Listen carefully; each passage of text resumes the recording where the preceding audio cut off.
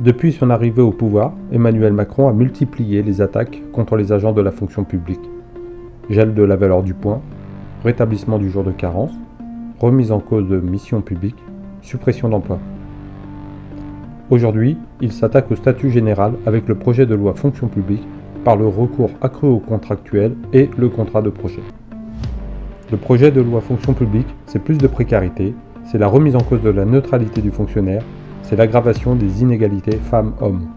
Quelques chiffres sur la réalité de l'emploi précaire aujourd'hui. Il y a 22% de contractuels dans la fonction publique. 62% des contractuels sont des femmes de catégorie C.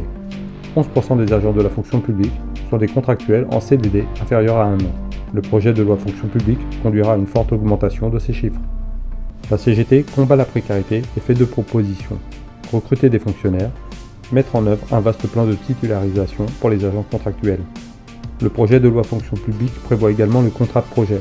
C'est un CDD d'une durée comprise entre 1 et 6 ans, pouvant être interrompu à tout moment pour l'exécution d'une mission ou d'un projet. Pour la CGT, ce contrat est une aberration. Ce sera plus de précarité pour certains et plus de pantouflage pour les hauts fonctionnaires. C'est un nouvel outil de la précarité et un nouveau moyen de licencier. Le projet de loi fonction publique promet également en cause l'égalité d'accès aux emplois publics. Le recours au contrat mettra fin au recrutement par concours, garant d'une égalité d'accès.